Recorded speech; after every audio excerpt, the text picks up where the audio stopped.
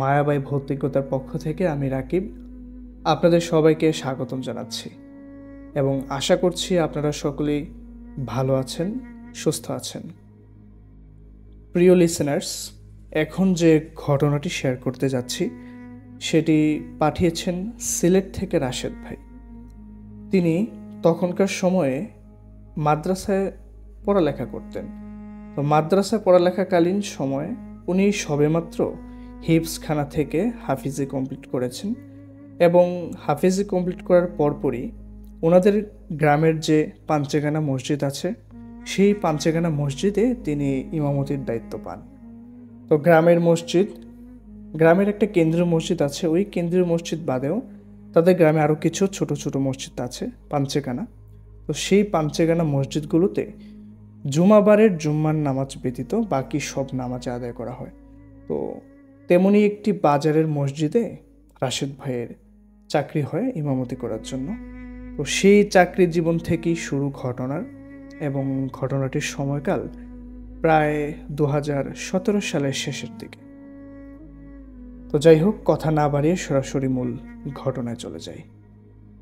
সপ্তাহখানেক হলো হাফিজি পরীক্ষা পাশ করে এসেছেন তিনি, এবং এরই মধ্যে তিনি ওনাদের গ্রামের বাজারের মসজিদে ইমামতির দায়িত্ব পেয়ে যান এবং তিনি খুশি মনেই সেখানে জয়েন করেন এবং প্রতিদিনই 5 ওয়াক্ত নামাজ পড়তেন। যেই মসজিদে তিনি ইমামতি করতেন সেই মসজিদ থেকে ওনাদের বাড়িটা বেশ কিছুটা দূরে ছিল। যদি হেঁটে যাওয়া যায় তাহলে সর্বোচ্চ 20 থেকে 25 মিনিট সময় লাগবে। এই সময়টুকুর ভিতরে তাদের গ্রামে তখনকার সময় কোনো মসজিদ ছিল না। তো ওনাদের বাড়ি থেকে সবচেয়ে যে কাছে মসজিদটা, বাজারের মসজিদ, সেই মসজিদেই তিনি ইমামতি করতেন। তো প্রতিদিন প্রতি ওয়াক্ত নামাজের প্রায় 40 মিনিট আগে ওনাকে বের হতে হতো, কারণ বাড়ি থেকে মসজিদ পর্যন্ত পৌঁছাতেও তো আধা ঘন্টা সময় লাগে। তো সেই হিসেব করেই তিনি আধা ঘন্টা থেকে 40 মিনিট আগে তিনি বাসা থেকে বের হয়ে যেতেন। তো এমনই একদিন রাতের বেলা ফজরের নামাজের সময়, তো তিনি তাহাজ্জুদ 12টার দিকে ঘুমিয়ে পড়েছিলেন রাতে ওই দিন, এবং তিনি বেশ তাড়াতাড়ি উঠে পড়েন। 3টার দিকে উঠে তিনি তাহাজ্জুদ সালাত আদায় করেন। তাহাজ্জুদের নামাজ পড়ে তিনি মনে মনে ভাবেন তাহলে চলে যাই, যেহেতু আর 1 ঘন্টা পর আজান দিয়ে দিবে। তো তারপর তিনি হাতে ছোট একটা টর্চ লাইট নিয়ে বেরিয়ে পড়েন। তো মাটির রাস্তা, একদম কাঁচা মাটির রাস্তা। তো ওনাদের বাড়িটা ছিল কি লোকালয় থেকে একটু ভিতরের দিকে, অর্থাৎ বাজারের কাছাকাছি যত যাওয়া যায় তত লোকালয়ের সংখ্যা বেশি ছিল। ঘর বাড়ি, দোকানপাটও ছিল ওইদিকে, কিন্তু ওই বাজার থেকে যখন তাদের বাড়ির দিকে যাওয়া হতো কাঁচা মাটির রাস্তা, ওইদিকে বাড়িঘর তুলনামূলকভাবে একটু কম ছিল। আর রাস্তাটাও বেশ পুরনো, সেজন্য রাস্তার 2 ধারে বিশাল উঁচু উঁচু গাছ, কাঠ গাছ, তারপর কড়ই গাছ এবং বিভিন্ন রকমের ফল গাছ লাগানো ছিল ওই রাস্তাগুলোর পাশে। তো টর্চ লাইট হাতে নিয়ে তিনি হাঁটতেছেন রাস্তা দিয়ে। তো হাঁটতে হাঁটতে ঘন ঝোপঝাড় আশেপাশে এবং গাছপালা পার হয়ে তিনি হাঁটছিলেন। তো হঠাৎ করে ওনার একটু নজর যায় সামনের দিকে, এবং সামনের দিকে বড় একটা কড়ই গাছের ডালে ওনার নজর যায়, এবং তিনি দেখতে পান যে সাদা কাফনের কাপড় আছে না, সেই সাদা কাফনের কাপড়ে মোড়ানো একটা লাশের মতোই লম্বা আকৃতির কিছু একটা ডালের মধ্যে লম্বা করে শুয়ে রাখা হয়েছে কাফনের কাপড় মোড়ানো অবস্থায়। তো এই জিনিসটা যখন তিনি দূর থেকে দেখেন, ওনার হাতের যে টর্চ লাইট ছিল সেটা দিয়ে তিনি ওইদিকে ফোকাস দিয়ে তিনি ভালো করে দেখছিলেন যে আসলে জিনিসটা কি।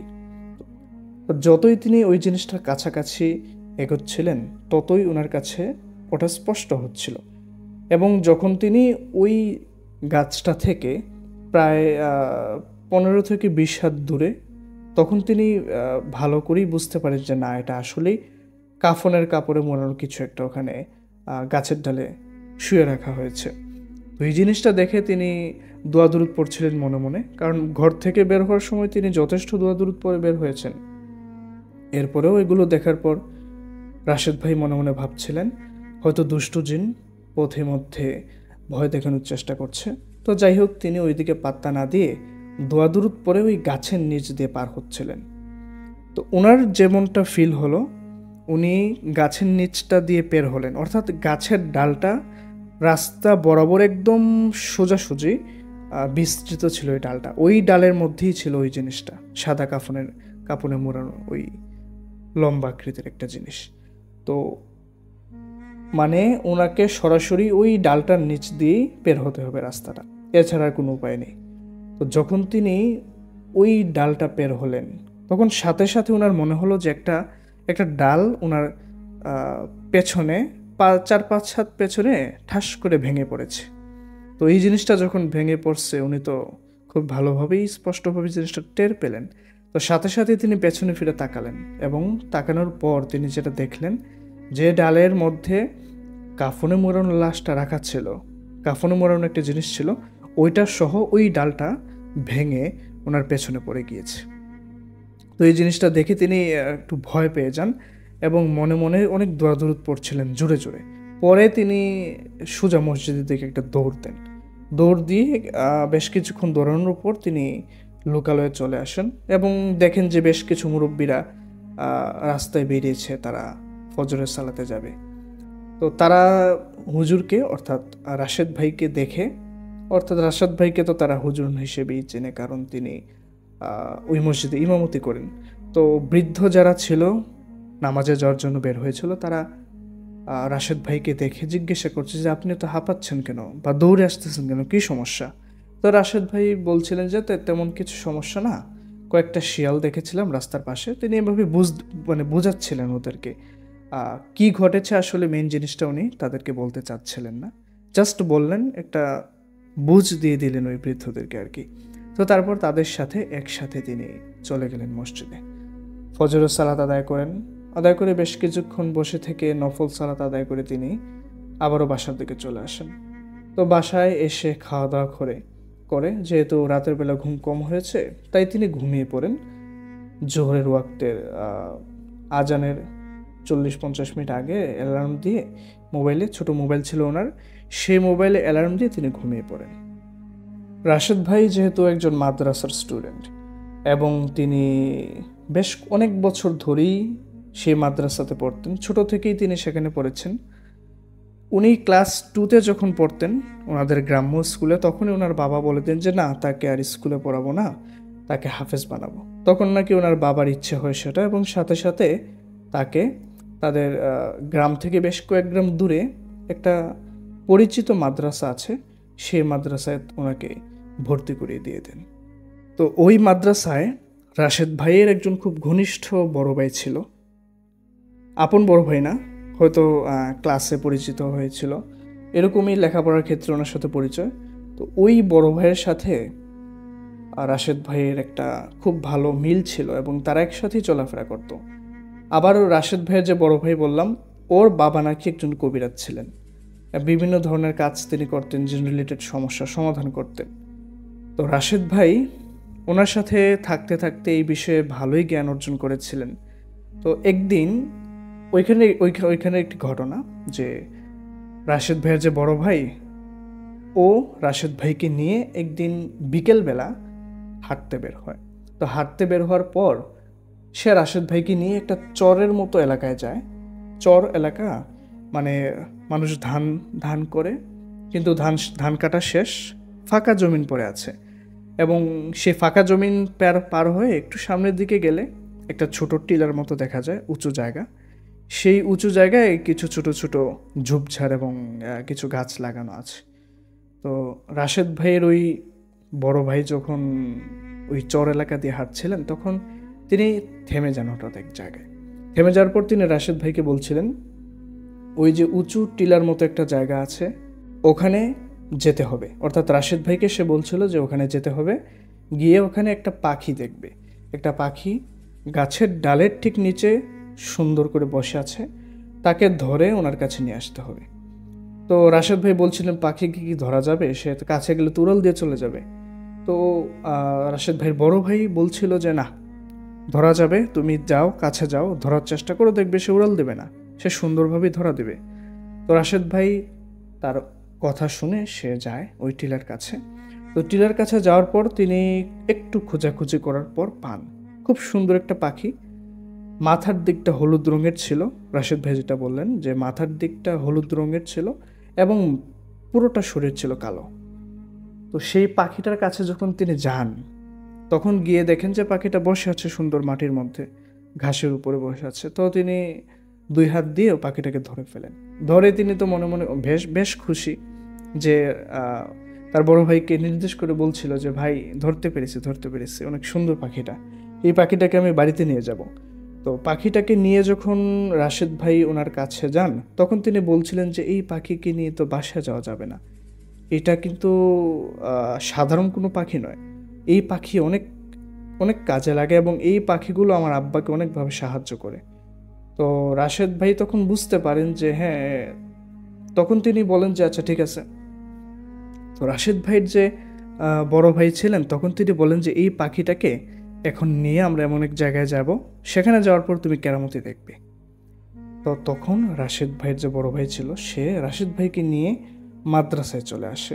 তো মাদ্রাসায় চলে আসার পর রাশেদ ভাই ওনার রুমে চলে যান। রুমে চলে গিয়ে উনি একটু রেস্ট নিচ্ছিলেন। তো এমতো অবস্থায় ওনার বড় ভাই আবারও আসেন, এসে ওনাকে বলছিলেন যে তুমি যে পাখিটা এনেছো সে পাখিটা কোথায় রাখলে? তো তখন রাশেদ ভাই বলেন যে হ্যাঁ, আমি এটা রেখেছি, একটা বাক্সের ভিতরে রেখে দিয়েছিলাম। তো সেই বাক্স থেকে রাশেদ ভাই পাখিটা এনে ওই বড় ভাইয়ের হাতে দেন। হাতে দেওয়ার পর সেই বড় ভাই ওই পাখিটাকে সমেত এবং রাশেদ ভাইকে নিয়ে তিনি ছাদের উপরে চলে যান।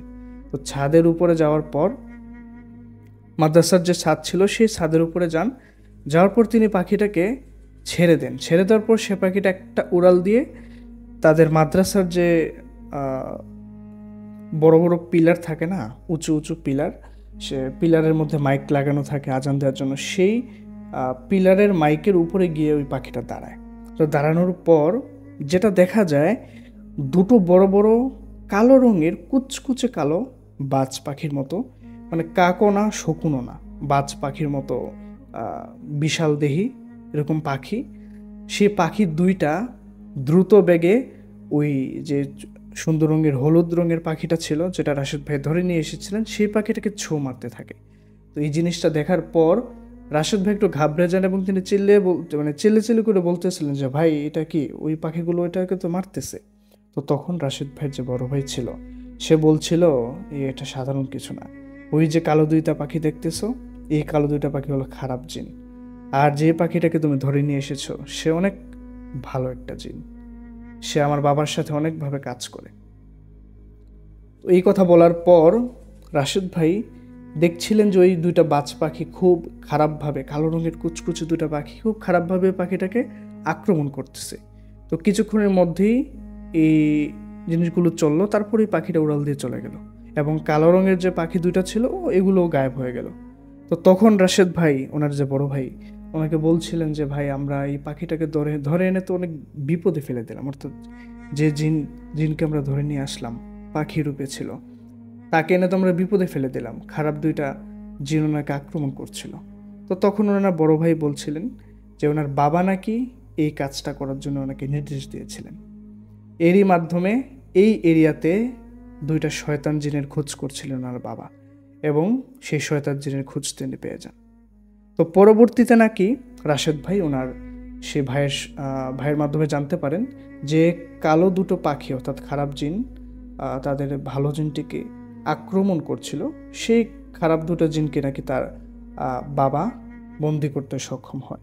তো পরবর্তীতে ওই খারাপ দুটো জিনের নামে অনেক অনেক কেস ছিল, অনেক খারাপ খারাপ মন্তব্য ছিল, সেগুলো সেই সব বিষয়গুলোতে তিনি রিচুয়াল করে দেন পরবর্তীতে। এই জিনিসটা ঘটেছিল ওনাদের মাদ্রাসায়। তো তখনকার সময় তিনি সবেমাত্র হাফিজিতে ভর্তি হয়েছিলেন রাশেদ ভাই। ওই সময়কারই একটি ঘটনা। তো রাশেদ ভাইয়ের যে বড় ভাই, উনি প্রায় সময় রাশেদ ভাইয়ের সাথে এখনও কমিউনিকেশন করেন, কথাবার্তা বলেন। তো রাশেদ ভাই ওনার জীবনে তেমন কোনো ঘটনা ঘটেনি এবং উনি সরাসরি তেমন কিছু সমস্যায় পড়েননি, কিন্তু এই কয়েকদিনে তিনি বেশ কিছু সমস্যা ফেস করছিলেন। অর্থাৎ কয়েকদিন আগে যে তিনি দেখলেন ভোরবেলা ফজরের নামাজে যাওয়ার সময় যে তিনি এই জিনিসটা দেখলেন, সাদা কাপড়ে মোড়ানো কিছু একটা, এবং সেটা ওনার পিছনে আবার ভেঙে পড়লো। তো এই জিনিসটার ব্যাপারে তিনি খুব চিন্তায় পড়েছেন এবং তিনি মনে মনে ভাবছিলেন যে কোনো দুষ্টু জিন ওনার পিছু নিয়েছে কিনা, বা উনি কী এমন বা কার কী ক্ষতি করেছেন যে কারণে দুষ্টু জিন ওনার পিছনে লেগেছে। তো উনি তখন ওনার যে বড় ভাই ছিল ওনাকে সরাসরি কল দেন। কল দেওয়ার পর সেই বড় ভাই জানতে চায় যে আসলে কি হয়েছে, ব্যাপারটা যেন খুলে বলে। তো রাশেদ ভাই সব কিছু ওনাকে জানানোর পর তিনি বলেন যে ঠিক আছে, তুমি আপাতত যে আমলগুলো আমি বলে দিচ্ছি সেই আমলগুলো করো এবং দেখো কি উন্নতি হয়। তো রাশেদ ভাই তার বড় ভাইয়ের শেখানো সেই আমলগুলো রেগুলার করতো। তো তখন এরপর থেকে না উনি আসলে রাতের বেলা বের হলেও এরকম কোনো সমস্যা আসলে তিনি ফেস করেননি। এভাবে 1 সপ্তাহ কেটে যায়, 2 সপ্তাহ কেটে যায়। 1 মাস পার হওয়ার পর, অর্থাৎ ওই যে প্রথম ফজরের নামাজে যাওয়ার সময় যে ঘটনাটা ঘটেছিল ওইটার 1 মাস পরে, ঠিক 1 মাস পরে, কম না বেশি না 30 দিন, ঠিক 30 দিন পরেই ওনার সাথে আরেকটা ঘটনা ঘটে।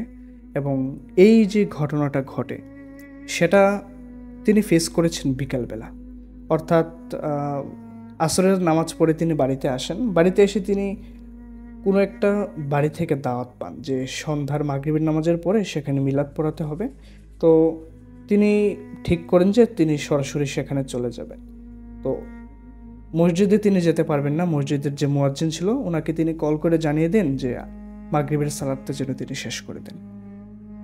তো ওই সময় বৃষ্টি হচ্ছিল, ঝিরিঝিরি বৃষ্টি পড়ছিল এবং আকাশ খুবই খারাপ, চারদিকে মেঘাচ্ছন্ন। তো রাস্তাও তো কাদামাটি রাস্তা, প্রচুর পিচ্ছিল, একটু পরে পরে ছোট ছোট গর্ত, পানি জমে আছে সেই গর্তে। তো তিনি ছোট একটা ছাতা নিয়ে রওনা দেন সেই কর্দমাক্ত রাস্তা দিয়ে। যে বাড়িতে দাওয়াত পড়েছে সেই বাড়িটা ওনাদের গ্রাম থেকে 1 গ্রাম পরেই, এবং ওনাদের গ্রাম থেকে তাদের যে গ্রাম ওই গ্রামে যাওয়ার জন্য একটা রাস্তা আছে। রাস্তাটার যদি একটু বর্ণনা দিই তাহলে বলতে হয় যে রাস্তার দুপাশেই ফাঁকা জমিন এবং রাস্তা থেকে বাড়িঘরে যেতে হলে কমপক্ষে 6 থেকে 7 মিনিট হাঁটতে হবে, এছাড়া কোনো বাড়িঘর নেই। তো ওই রাস্তা দিয়ে তিনি একা হাঁটছিলেন ছাতা মাথায়। হাঁটতে হাঁটতে উনি দেখছিলেন যে রাস্তার পাশে একটা লোকের মতো কেউ একজন দাঁড়িয়ে আছে, বৃদ্ধ লোক, ময়লা কাপড় পরা, সে দাঁড়িয়ে আছে রাস্তার মাঝে। এই ঝিরিঝিরি বৃষ্টি পড়তেছে, এই বৃষ্টির মধ্যেও একটা লোক রাস্তার মাঝে দাঁড়িয়ে আছে। তিনি যত কাছাকাছি আগাচ্ছেন ততই স্পষ্টভাবে দেখতে পাচ্ছিলেন। মানে ওনার মুখে ছিল সুন্দর দাড়ি, সাদা রঙের, বাট কাপড়গুলো ছিল ময়লা। পরনে ছিল জুব্বার মতো সাদা, একদম মাটিতে ছুঁয়ে ছুঁয়ে অবস্থা জুব্বা, ময়লা হয়ে আছে কাদা মাটিতে, এরকম অবস্থা।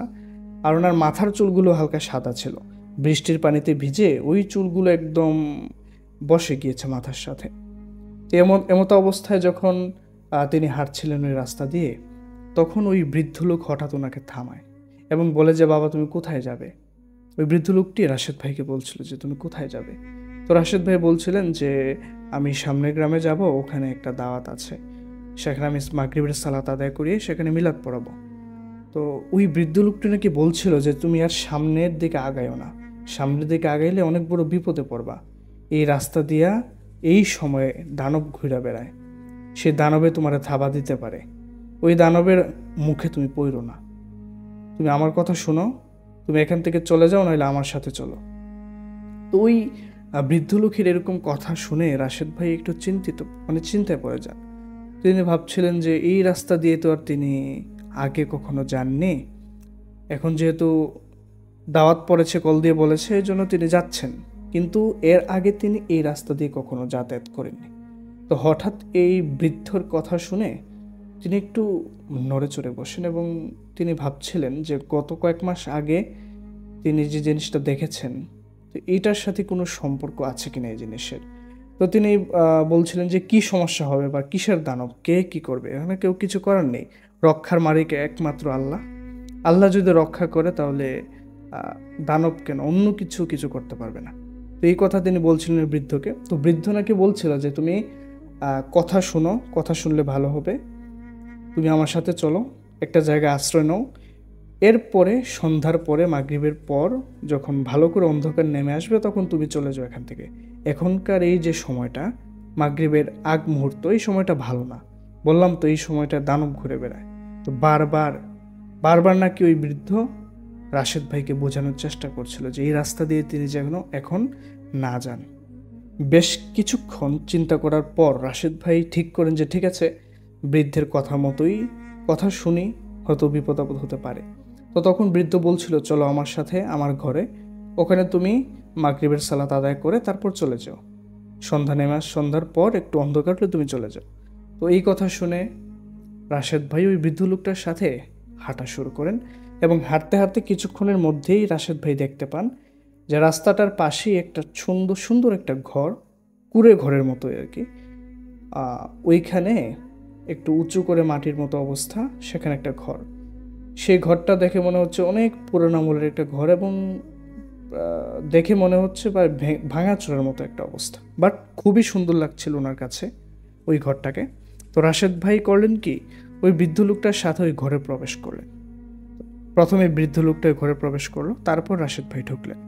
ঢোকার পর দেখলেন একদম ঘুটঘুটে অন্ধকার।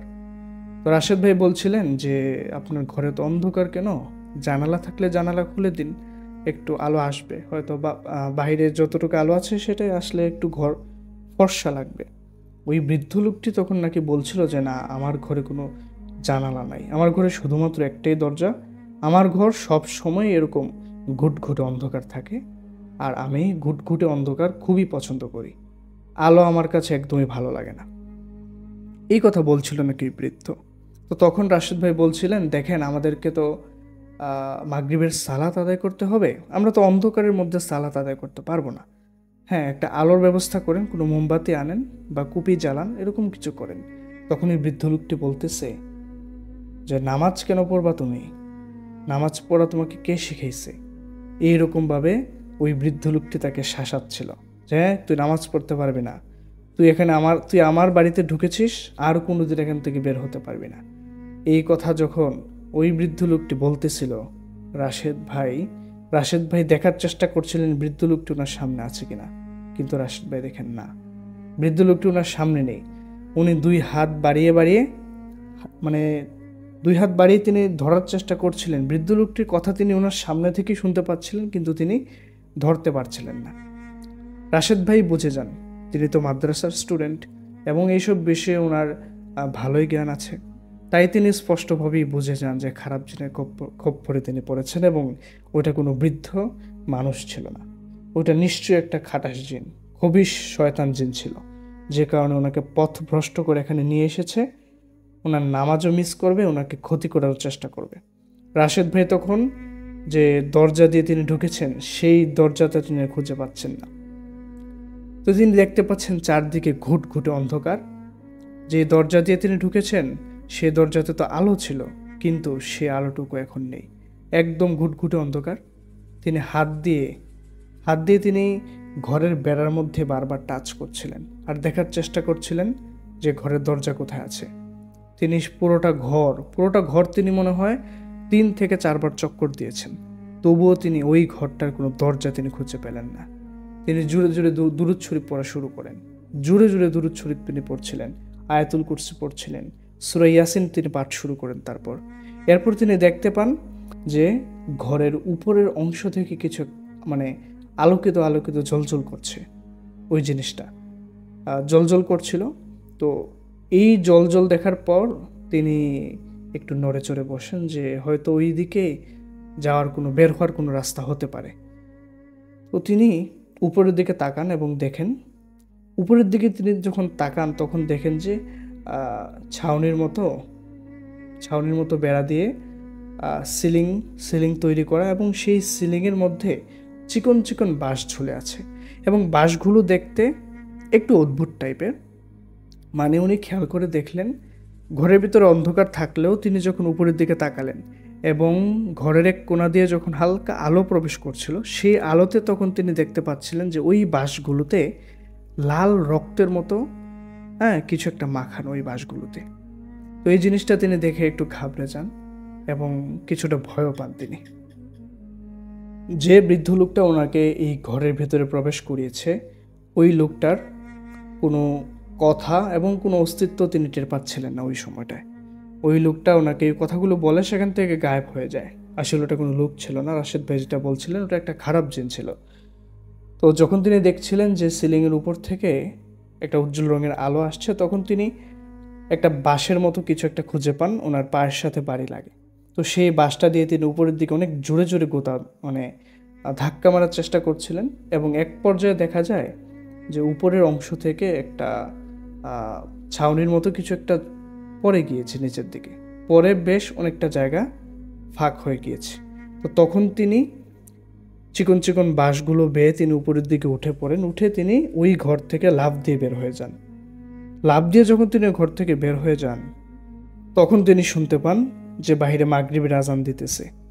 এমন একটা সময় আজান দিতেছে, হালকা একটু দেখা যাচ্ছে স্পষ্ট, বৃষ্টি হচ্ছে, বৃষ্টিতে ভিজে তিনি একাকার, চারপাশের কাদামাটি ছিটকে ছিটকে পড়ছে ওনার পাঞ্জাবিতে, ওনার পাজামাতে। তখন তিনি হামাগুড়ি দিয়ে ওই বাড়ি থেকে রাস্তায় উঠে আসেন। রাস্তায় উঠে এসে যখন তিনি একটু বসে বিশ্রাম নেওয়ার চেষ্টা করছিলেন, উনি তো অনেক হাঁপিয়ে উঠেছেন এবং এমনিতেই ভয় পেয়ে আছেন। তো যখন তিনি ঘরটার দিকে তাকান, তখন দেখেন ওই যে কুঁড়ে ঘরটা ছিল, যে কুঁড়ে ঘরটা বৃদ্ধ লোকটা ওই কুঁড়ে ঘরের ভিতরে রাশেদ ভাইকে নিয়ে ঢুকেছিল, ওই কুঁড়ে ঘরটা রাশেদ ভাইয়ের চোখের সামনে নিমিষেই একটা ধূলিকণায় রূপ নিল। অর্থাৎ বালুর ঝড়ের মতো, ধূলিকণার মতো ওইটা রূপ নিয়ে তারপর বাতাসের সাথে ঘুরতে ঘুরতে ঘুরতে ঘুরতে সেটা অদৃশ্য হয়ে মিলিয়ে গেল এখান থেকে। শুধুমাত্র উঁচু মাটির মতো জায়গা অংশ পড়ে আছে, কিন্তু এখানের মধ্যে কোনো ঘর নেই। ঘরটা কিছুক্ষণ আগে থাকলেও সেটা এখন ওনার চোখের সামনে মুহূর্তের মধ্যেই ভেনিশ হয়ে গেল। এই জিনিসটা দেখে তিনি আবারও মনে মনে দোয়া দুরূদ পড়ছিলেন, সূরা কালাম পড়ছিলেন। পরে তিনি কি আর করবেন, এই কাদামাটির রাস্তায় তো দৌড়ানো সম্ভব না, তবুও তিনি যত দূরে পারেন হাঁটতে হাঁটতে হাঁটতে তিনি ওই দিকে আর যান নাই যেদিকে উনি যাওয়ার কথা ছিল। ওই গ্রামে তিনি দাওয়াতে যাবেন, সেখানে ওনার যাওয়া হয়নি। উনি ওখান থেকে ব্যাক করে পুনরায় ওনার বাড়ির দিকে চলে আসেন। তারপর ধীরে ধীরে তিনি অনেকক্ষণ সময় লাগলো, প্রায় 10 থেকে 15 মিনিটের মতো সময় লাগলো, তিনি ওনার বাড়িতে চলে আসেন। বাড়িতে পৌঁছে তিনি গোসল করেন, কাপড় চোপড় চেঞ্জ করে। ওনার পরিবারের লোকজন ওনাকে বারবার জিজ্ঞাসা করছিলেন যে এরকম কিভাবে হয়েছে, এবং উনি যে দাওয়াতে যাওয়ার কথা ছিল সেটা কি হলো। তো তখন তিনি বলছিলেন যে রাস্তায় যাওয়ার পথে তিনি পিছলে পড়ে গিয়েছেন, তাই কাদামাটি ভরে এই অবস্থা, এবং শরীরের এই অবস্থার কারণে তিনি আর যাননি ওইখানে। তো এই কথা বলে তিনি ওনার গোসল শেষ করে উনি নামাজ শেষ করেন। নামাজ শেষ করে তিনি ওনার বিছানায় চলে যান। বিছানায় চলে গিয়ে তিনি মনে মনে চিন্তা করছিলেন যে আসলে ওইগুলো তিনি কি দেখেছেন। উনি কিছুক্ষণ আগে যে জিনিসটা ফেস করে এসেছেন, এটা আসলে কি সত্যি ছিল নাকি মিথ্যা, নাকি তিনি স্বপ্ন দেখেছেন, এই জিনিসটা নিয়ে তিনি ভাবছিলেন। এবং ভাবতে ভাবতে তিনি একবার কল করেন ওনার সেই বড় ভাইকে কল করার পর তিনি বলছিলেন, তাহলে তুমি আগামীকাল, রাশেদ ভাইয়ের কথাটুকু শুনে ওই বড় ভাই বলছিলেন যে তুমি আগামীকাল চলে আসো আমাদের বাড়িতে। অর্থাৎ ওই বড় ভাইয়ের আব্বা তো কবিরাজ, তিনি খুব ভালোই চিকিৎসা করতে পারেন, রিচুয়াল করতে পারেন। তো ওনার কাছে আসার জন্য উপদেশ দেয় ওই বড় ভাই রাশেদ ভাইকে। তো রাশেদ ভাই বলেন যে ঠিক আছে, আমি আগামীকাল আসবো। ওই দিন রাতের কথা, রাশেদ ভাই এশার সালাত আদায় করে, এশার সালাতে তিনি তাদের মসজিদে গিয়েছিলেন। সেই মসজিদ থেকে সালাত আদায়ের পর এসে তিনি রাতের খাবার দাবার খান। খেয়ে তিনি নিজের বিছানায় শুয়ে পড়েন। শুয়ে শুয়ে তিনি আগামীকাল যাবেন, প্রস্তুতি নেওয়ার একটা ব্যাপার স্যাপার আছে ওখানে, এবং ওনার যে বড় ভাইয়ের বাসায় যাবেন, ওনার বাবার কাছে যাবেন। তো তিনি চিন্তা করছিলেন মনে মনে যে তিনি ওনাদের জন্য কি নিয়ে যাবেন।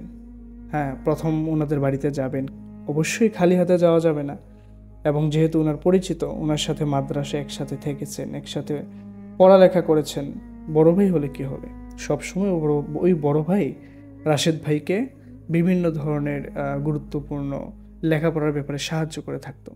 তো এই সব বিষয়ে ভাবতে ভাবতে কখন যে রাশেদ ভাই ঘুমিয়ে পড়েন তিনি আসলে টের পাননি। হঠাৎ রাশেদ ভাইয়ের ঘুম ভাঙে ঘুঙুর ঘুঙুর একটা শব্দে।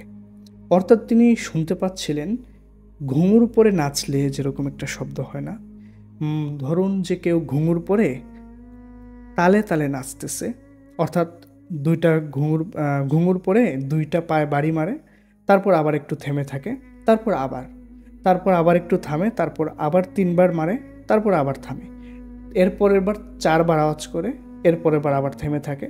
তো এইভাবে নাকি ক্রমে তালে তালে কে যেন ঘুঙুর বাজাচ্ছিল।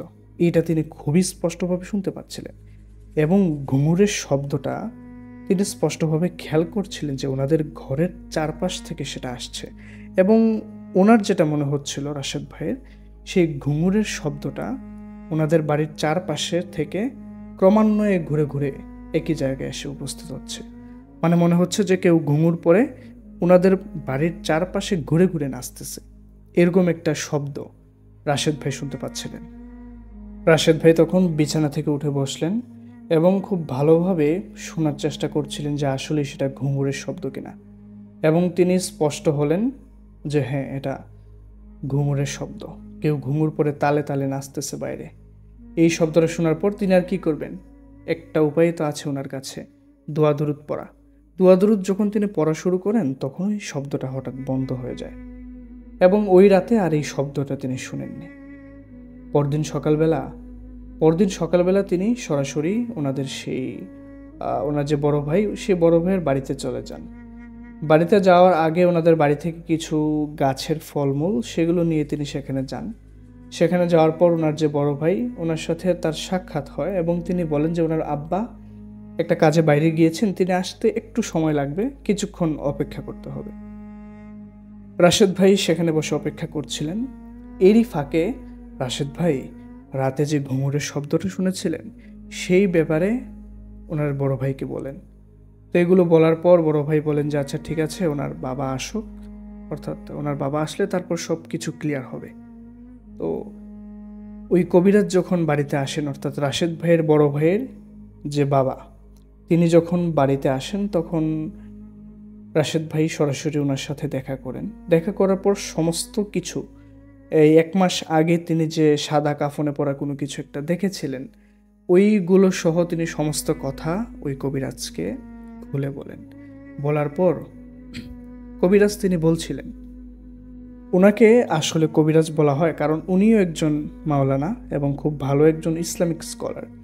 তিনি আশেপাশের বেশ কয়েকটা গ্রামে শীতকালে যখন মাহফিলের আয়োজন করা হয়, তো বিভিন্ন জায়গা থেকে তিনি বক্তা হিসেবে দাওয়াত পান। খুবই একজন ভালো বক্তা। এর পাশাপাশি তিনি এই জিন রিলেটেড কাজগুলো করে থাকেন। তো যে কারণে বিভিন্ন লোকেদের কাছে ওনার নাম কবিরাজ হিসেবেই পরিচিত হয়ে গিয়েছে। তো যে কারণে বেশিরভাগ লোক ওনাকে এক নামেই চিনে, কবিরাজ নামেই চিনে। তো সেই হিসেবেই ওনাকে কবিরাজ ডাকা। তো সেই কবিরাজ যখন রাশেদ ভাইয়ের কাছ থেকে ওনার সেই সমস্ত ঘটনাগুলো শুনেন, তো তারপর তিনি বলছিলেন যে আমাকে একটু সময় দিতে হবে, আমি এই ব্যাপারে খোঁজ খবর নিয়ে জানাচ্ছি। রাশেদ ভাই চলে যান ওনার বড় ভাইয়ের রুমে, ওখানে অপেক্ষা করছিলেন। তো বেশ কিছুক্ষণ অপেক্ষা করার পর ওই কবিরাজ, অর্থাৎ ওনার বড় ভাইয়ের আব্বা, ওনাকে ডাক দেন পুনরায়। ডাক দেওয়ার পর সেখানে তিনি যাওয়ার পর সে কবিরাজ রাশেদ ভাইকে বলছিলেন যে তুমি যখন মাদ্রাসায় লেখাপড়া করতে তখন থেকে একটা খারাপ জিন তোমার দিকে নজর দিয়েছিল এবং তোমাকে নিয়ে যাওয়ার জন্য চেষ্টা করছিল, এবং সেই খারাপ জিনটা ছিল একটা মহিলা জিন। হ্যাঁ, ওই মহিলা জিনটা তোমাকে খুব পছন্দ করতো এবং তোমাকে নিয়ে যাওয়ার জন্য সে অনেক চেষ্টা করেছিল, কিন্তু সে কোনোভাবেই তোমাকে নিয়ে যেতে পারেনি। এবং এত বছর তুমি হাফিজে শিখেছ, এরই মধ্যখানে সে তোমাকে সবসময় সে খেয়াল করতো। তুমি যখনই বাইরে বের হতে, একা বের হতে, অনেক দূর থেকে গাছের ডালে বসে বসে সে তোমাকে খেয়াল করতো, কিন্তু কখনো তোমার সামনে সে আসতে পারেনি কোনো একটা সমস্যার কারণে। এত বছরও সে তোমার সামনে আসতে পারেনি, কিন্তু যখন তুমি হাফিজি শেষ করে মাদ্রাসা থেকে বের হয়ে ইমামতির দায়িত্ব শুরু করেছো, তখন থেকে সে আরও বেশি চেষ্টা করতে থাকে তোমার কাছে আসার জন্য। এবং এক পর্যায়ে সে তোমাকে একটু ভয় ভীতি দেখাতে শুরু করে, যেন তুমি ভয় পেয়ে সে তার ওই মহিলা জিনটির নাকি একটা প্ল্যান ছিল যে সে তোমাকে ভয় দেখিয়ে তারপর সে সশরীরে তোমার সামনে আসবে, অর্থাৎ রাশেদ ভাইয়ের সামনে আসবে, এসে তাকে নিয়ে যাওয়ার প্রস্তাব দেবে। তো রাশেদ ভাই বলছিলেন যে তাহলে এইবার উপায় কি? তো তখন ওই কবিরাজ বলছিলেন যে ওই যে মহিলা জিনটি ছিল, ওই মহিলা জিনের একটা ভাই আছে খুবই বয়স্ক, সেই ভাইকে দিয়েও নাকি তোমাকে ভয় দেখানোর চেষ্টা করছিল। তো রাশেদ ভাই বুঝতে পারেন যে ওনাদের গ্রাম থেকে যে তিনি মাগরিবের আগে অন্য একটা গ্রামে দাওয়াতে যেতে চেয়েছিলেন, ওই সময় যে একটা বৃদ্ধের সাথে দেখা হলো এবং সেই বৃদ্ধ ওনাকে একটা ঘরের ভিতর বন্দি করে রেখেছিল, ওই বৃদ্ধ নাকি ওই মহিলা জিনটির ভাই ছিল, বড় ভাই। তো তারা দুজন মিলে নাকি এই প্ল্যানটা করেছিল রাশেদ ভাইকে নিয়ে যাওয়ার জন্য। তো এইসব কথা শুনে তো রাশেদ ভাই আসলে হয়ে গিয়েছেন। তিনি আসলে বুঝতে পারছিলেন যে আসলে কি করবেন। ওনার সাথে এত বছর আগের একটা কাহিনী ওখানে শুরু হয়েছিল এবং সেই কাহিনী এখনো পর্যন্ত বিস্তৃত বিরাজমান। তো এইসব বিষয়ে তিনি ভাবেন। তো তারপর তিনি বলছিলেন ওই কবিরাজকে যে এখন উপায় কি, এখন কিভাবে কি করা যেতে পারে। তো ওই কবিরাজ তখন রাশেদ ভাইকে একটা উপায় দেন এবং সেই উপায়টা ছিল এরকম। কবিরাজ বলছিলেন যে ওই মহিলা জিনটি ছিল হিন্দু, অর্থাৎ তারা মুসলিম না, তারা হিন্দু গোত্রের জিন। তো সেই কারণে ওই জিনদেরকে কোনো হিন্দু তান্ত্রিকের মাধ্যমেই এর একটা সমাধান করা দরকার। তো ওই কবিরাজ তখন একজন তান্ত্রিকের ঠিকানা দিয়ে দেন। ওই তান্ত্রিক নাকি চা বাগানের উপরে বসে, অর্থাৎ চা বাগান থাকে না পাহাড়ি এলাকায়, অর্থাৎ রাশেদ ভাইদের বাড়ি থেকে কিছুটা দূরেই তো পাহাড়ি এলাকা ছিল, সেই পাহাড়ি এলাকায় চা বাগানের চাষ হতো। তো সেই চা বাগানের একটা পাহাড়ের চূড়ায় নাকি একটা তান্ত্রিকের বাড়ি আছে। সেই তান্ত্রিকের কাছে যাওয়ার জন্য কবিরাজ ঠিকানা দিয়ে দেন। তো সেই ঠিকানা মতো রাশেদ ভাই ওই কবিরাজের ওখানে চলে যান। তো নিয়মটা ছিল এরকম যে এশার নামাজের পর, অর্থাৎ এশার সালাতের পর যেন তিনি সেখানে যান এবং যাওয়ার সময় যেন 5 কেজি সাদা মিষ্টি তিনি নিয়ে যান সেখানে। এই কথা ওই কবিরাজ রাশেদ ভাইকে বলে দেন। রাশেদ ভাই ওনাদের বাজার থেকে 5 কেজি সাদা মিষ্টি কিনে নিয়ে রাখেন আগে থেকেই। তো তারপর এশার সালাত আদায় করে তিনি সেই 5 কেজি মিষ্টি নিয়ে তিনি সরাসরি রওনা দেন সেখানে। হেঁটেই রওনা দেন তিনি, সেখান থেকে এত বেশি দূরে না। তো হাঁটতে হাঁটতে তিনি পৌঁছে যান সে পাহাড়ের কাছে কবিরাজের দেওয়া ঠিকানায়। সেখানে গিয়ে তিনি দেখেন যে প্রচুর রাবার গাছের বাগানের গোড়ায় গোড়ায় কালো কাপ বেঁধে রাখা আছে রাবারের রসগুলো সংগ্রহ করার জন্য। এবং সেখান দিয়ে তিনি দেখেন সরু একটা ছোট রাস্তা বানানো হয়েছে মানুষ উঠানামা করার জন্য। সেই রাস্তা দিয়ে হাঁটতে হাঁটতে তিনি পাহাড়ের একদম চূড়ায় পৌঁছে যান। চূড়ায় পৌঁছানোর পর তিনি দেখেন একটা রাবারের ফ্যাক্টরি। তিনি এরকম রাবারের ফ্যাক্টরি পুনরায় দেখেছেন অন্য জায়গায়, অর্থাৎ এখানে গাছের কষগুলো সংগ্রহ করে এনে এখানে মেশিনের সাহায্যে বিভিন্ন প্রক্রিয়াজাত করা হয়। এরকম একটা ছোট একটা ফ্যাক্টরি, এত বেশি বড় না, হয়তো 2 থেকে 3 শতক জায়গায় হবে এরকম একটা ফ্যাক্টরি। ছোট ফ্যাক্টরিটা ছিল, উপরে টিনের চাল ছিল, পাশেও ছিল টিনের বেড়া এবং বড় বড় জানালা ছিল। জানালাগুলো সবগুলো খোলা ছিল। ভিতরে ছোটোখাটো যে মেশিন আছে সেই মেশিনগুলো দেখা যাচ্ছিল। তো রাশেদ ভাই যখন ওই ফ্যাক্টরিটার কাছে গিয়ে দাঁড়ান, তো যখন তিনি ফ্যাক্টরির কাছে গিয়ে দাঁড়ান তখন কিন্তু চারপাশটা একটু নীরব ছিল, কিন্তু চারপাশে যে পোকামাকড়, ঝিঝি পোকার ডাক, এগুলো কিন্তু ঠিকই ছিল। এছাড়া অন্যান্য যে শব্দ সবগুলো অফ ছিল, একদম নিরিবিলি ধরতে গেলে। তো যখন তিনি ওই ফ্যাক্টরিটার পাশে গিয়ে দাঁড়ান, 10 থেকে 20 সেকেন্ডের মতো হবে তিনি সেখানে দাঁড়িয়ে আছেন। এরই মধ্যে হঠাৎ করে ফ্যাক্টরির যে মেশিনগুলো আছে সেগুলো চালু হয়ে যায় এবং ফ্যাক্টরির ভিতরে যে লাইটগুলো ছিল সেগুলো অটোমেটিক একসাথে সবগুলো জ্বলে ওঠে এবং তিনি একটু ঘাবড়ে উঠে পিছনের দিকে সরে আসেন এবং তিনি ভাবছিলেন যে হঠাৎ করে কে মেশিনগুলো চালু করে দিল। তো তখন তিনি একটু চুপি দেন ভেতরের দিকে যখন তিনি চুপি দেন তখন তিনি দেখতে পান যে মেশিনগুলো চলছে সবগুলো মেশিনের পাশে সাদা কাপড় পরা লম্বা আকৃতির, একতলার সমান লম্বা আকৃতির অবয়ব সেই মেশিনগুলোর পাশে দাঁড়িয়ে আছে এবং তাদের হাত দুটো লম্বা করে মেশিনের ভিতরে তাদের হাত দুটো ঢুকিয়ে দিচ্ছে এবং মেশিনে তাদের হাতগুলো ঢোকার পর সেগুলো উল্টো পাল্টোভাবে ঘুরতেছিল মেশিনের ভেতর ঢুকে। এই জিনিসটা দেখে তো তিনি বিশাল ভয় পেয়ে যান এবং সেখান থেকে এক দৌড়ে তিনি বেরিয়ে এসে তিনি কোন দিকে যাবেন আসলে দিশেহারা হয়ে গিয়েছিলেন। এই জিনিসটা দেখে তিনি কল্পনা করতে পারেননি যে তিনি সরাসরি জিনিসটা দেখবেন, কারণ এখানে একটাও মানব জাতির কোনো চিহ্ন নেই। সবগুলো এখানে জিন জাতির সদস্য ভেতরে দাঁড়িয়ে আছে। তো এই জিনিসটা দেখে তিনি ওখান থেকে সরে আসেন এবং তিনি হাঁটছিলেন একটু উপরের দিকে, হাঁটতে হাঁটতে তিনি একটা কুঁড়ে ঘর দেখতে পান এবং তিনি নিশ্চিত হন যে ওই কুঁড়ে ঘরেই ওই তান্ত্রিক থাকে। কুঁড়ে ঘরের পাশে গিয়ে যখন তিনি ওই তান্ত্রিকের নাম ধরে ডাক দেন, তখন ওই ঘরের ভেতর থেকে 2বার কাশি দেওয়ার আওয়াজ শোনা যায়, অর্থাৎ ভেতর থেকে কে যেন 2টা কাশি দিল।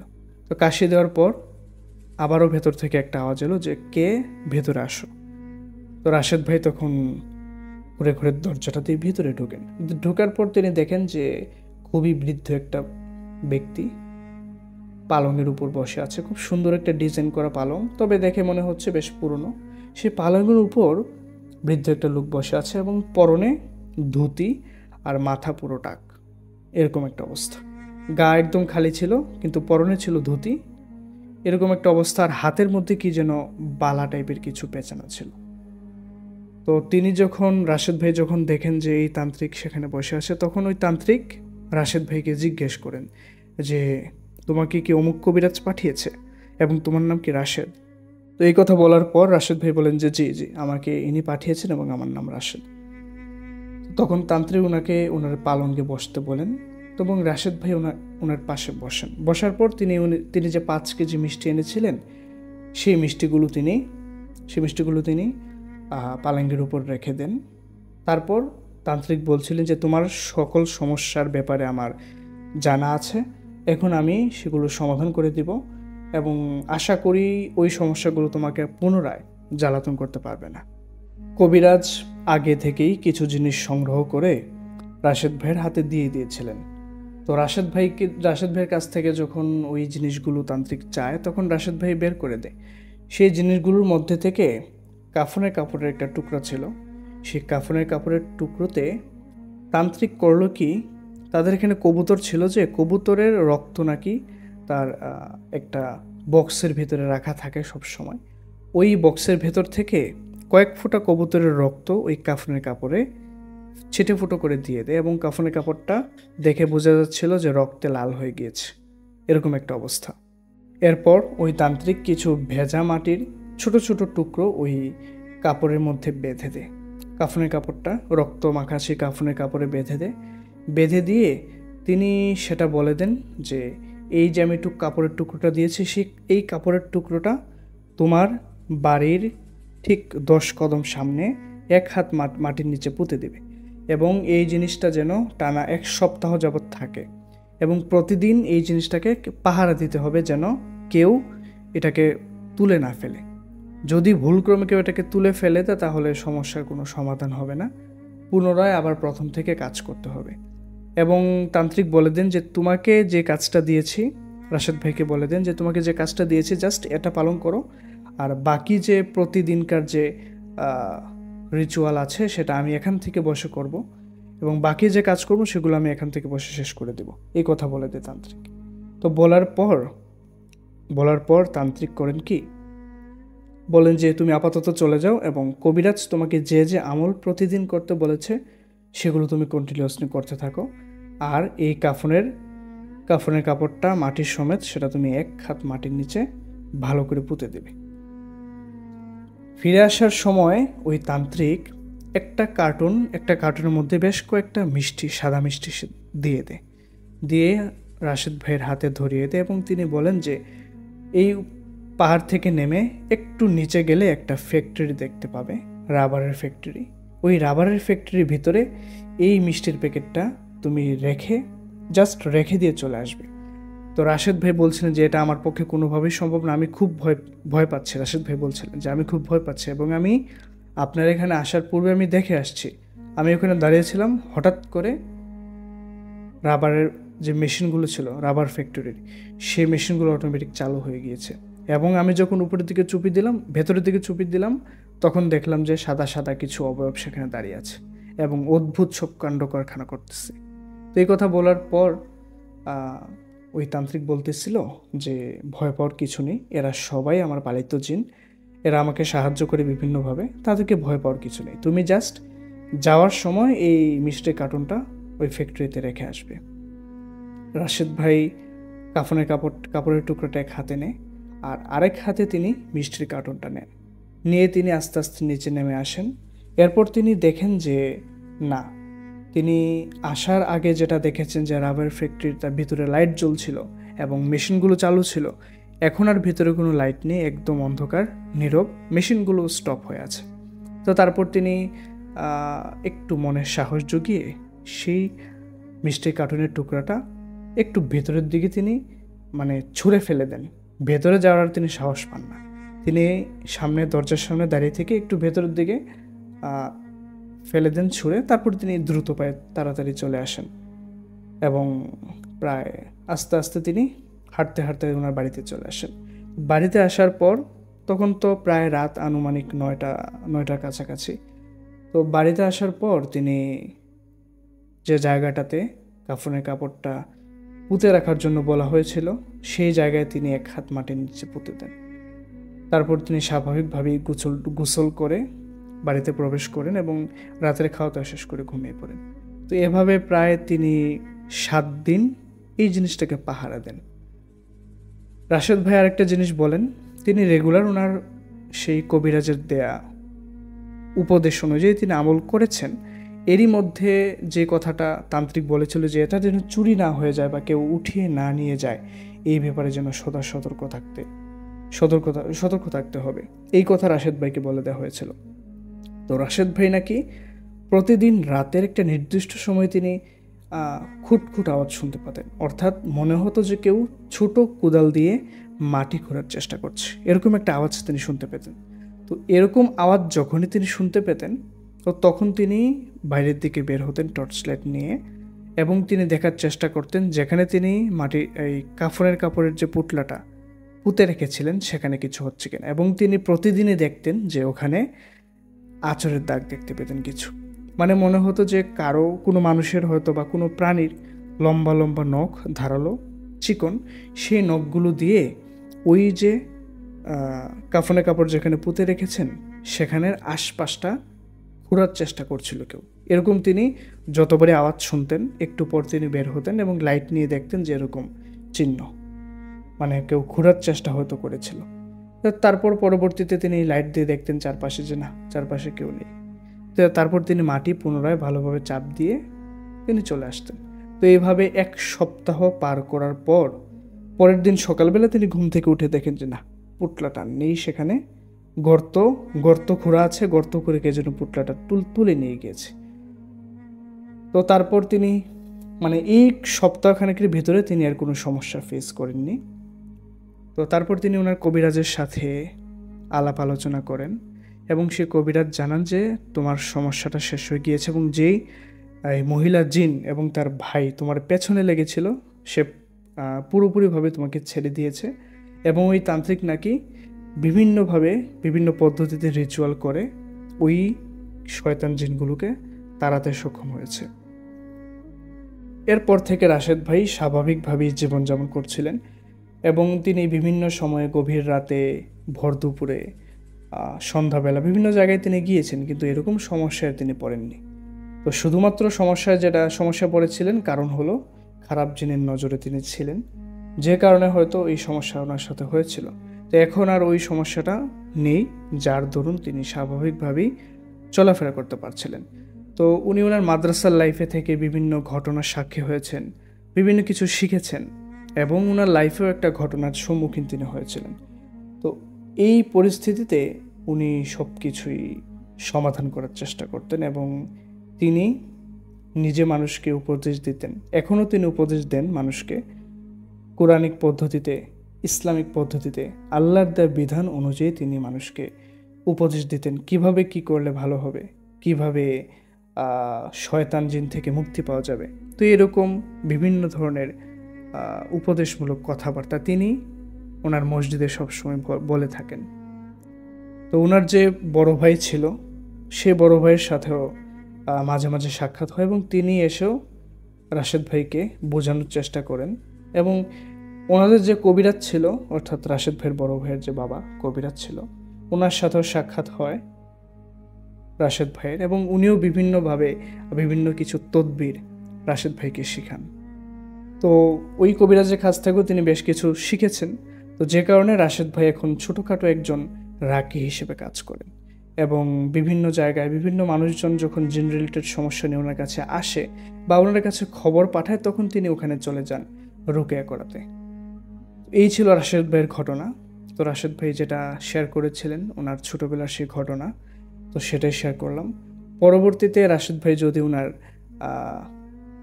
উনি যে রাকি হয়েছেন এবং রুকিয়া করান, এই ঘটনাগুলো যদি সংগ্রহ করা যায় তাহলে অবশ্যই ওনার কাছ থেকে যদি সংগ্রহ করা যায় তাহলে অবশ্যই আপনাদের সাথে শেয়ার করব। রাশেদ ভাইকে অসংখ্য ধন্যবাদ আপনার ঘটনার জন্য। প্রিয় লিসেনার্স, আপনাদের সংগ্রহে যদি এরকম কোনো ভৌতিক অথবা প্যারানর্মাল ঘটনা থাকে তাহলে আপনারাও আপনাদের ঘটনাসমূহ আমাদের সাথে শেয়ার করতে পারেন। আমাদেরকে ঘটনা পাঠানোর ঠিকানা BHOUTIGGOTA ভৌতিকগতা@gmail.com।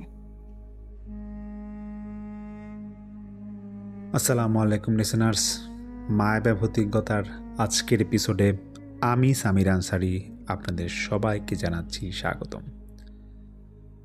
আশা করি যে যেখান থেকে আমাদের এপিসোড শুনছেন আল্লাহর মতে ভালো আছেন, পরিবার নিয়ে সুখে শান্তিতে আছেন।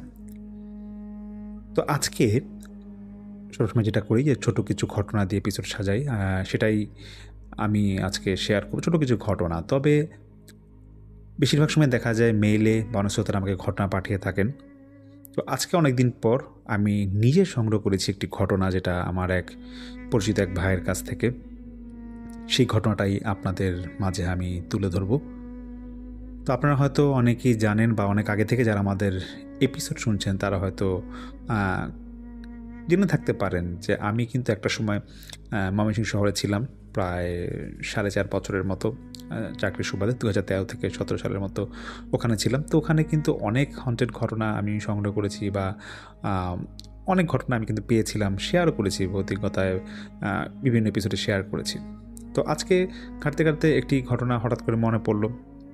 সেদিন এক কলিগের সাথে কথা বলছিলাম, উনিও একসময় ময়মনসিংহ ছিলেন, আবার ময়মনসিংহ কোনো কাজে ওনার পোস্টিং হয়েছে। তো কথায় কথায় এই আমার মায়াভৌতিকতার কথা যখন বললাম, তখন তিনি বললেন যে সামির ভাই, আপনি কিন্তু অনেকটা ঘটনা শেয়ার করতে পারেন যেটা 2010 সালে ঘটেছিল।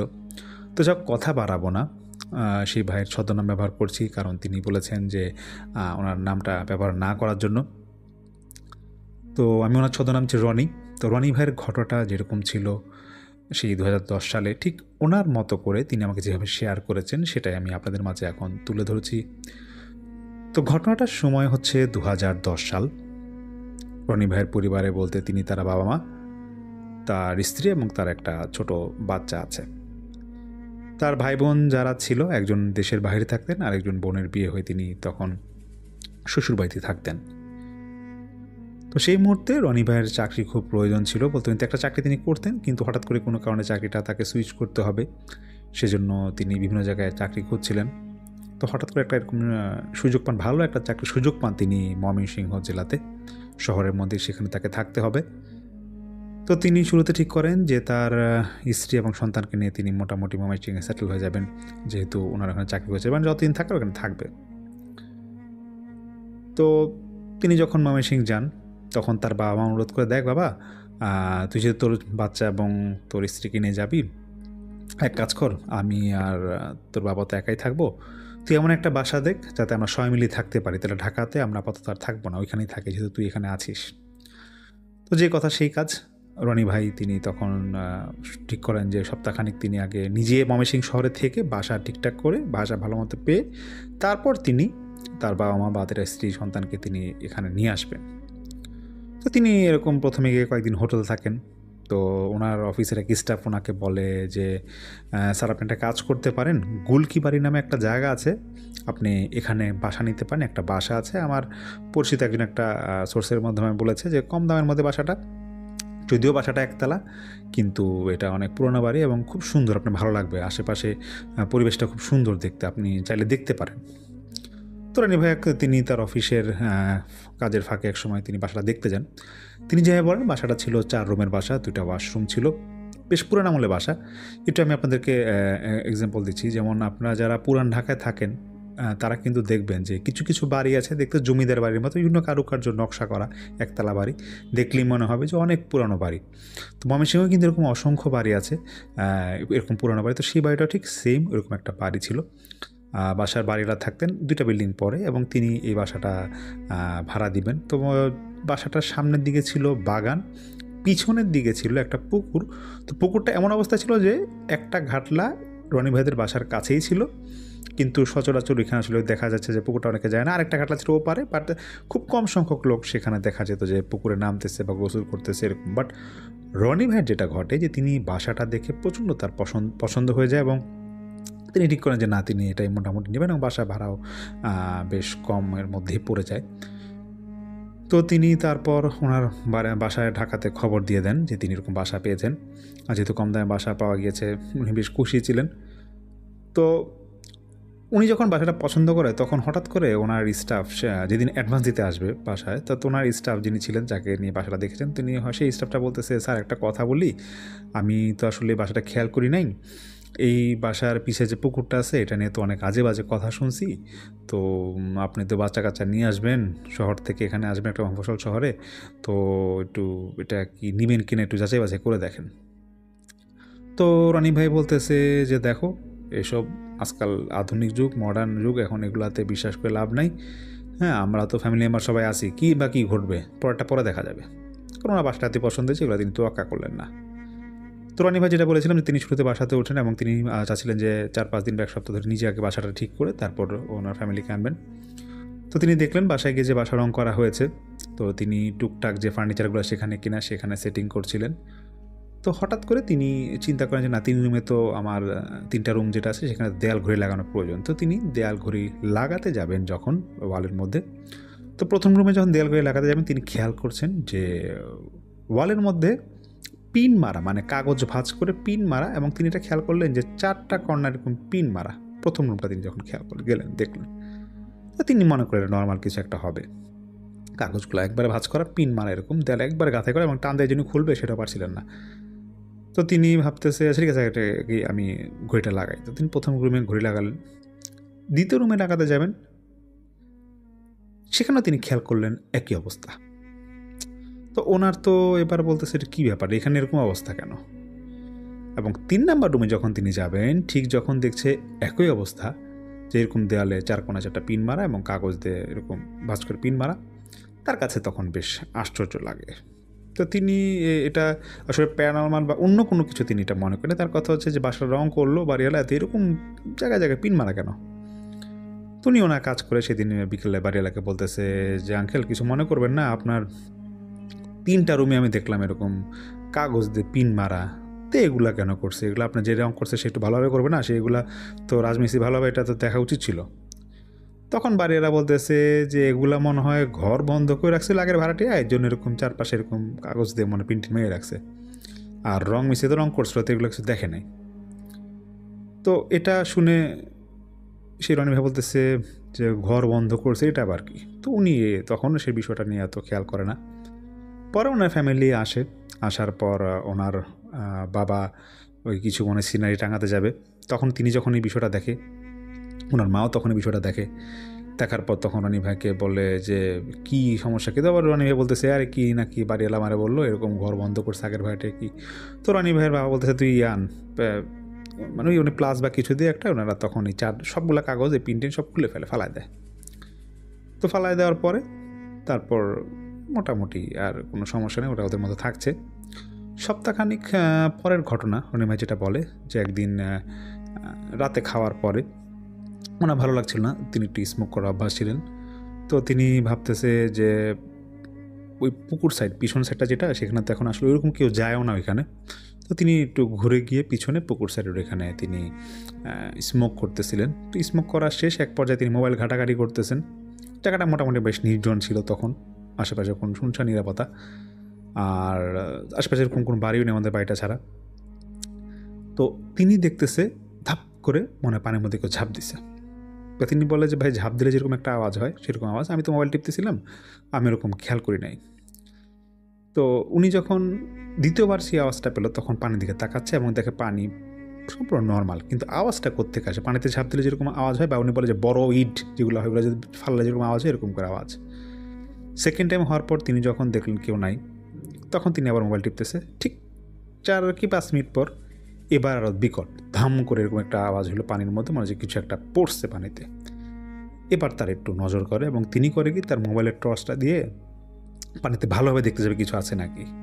সবচেয়ে ভয়ঙ্কর বিষয় যেটা প্রথম তার সাথে ঘটে, তিনি যেটা বলে, ভাই আমি স্পষ্ট দেখতে পাই, একবার স্পষ্ট 20 থেকে 30 সেকেন্ড আমি এটা দেখেছি, আমার চোখের সামনে যেটা ছিল যে একটা হাত কোনোই থেকে শুরু করে হাতের একবার উপর পর্যন্ত আঙুল পর্যন্ত পানি থেকে ভেসে আসছে এবং ওনাকে মনে হয় ইশারা দিচ্ছে, এবং হাতটাকে দেখে মনে হচ্ছিল রক্তাক্ত বা আহত হলে যেরকম অবস্থা হয় যে রক্তের মাখা মাখা থাকে এরকম একটা হাত ওনাকে ইশারাতে ডাকছে।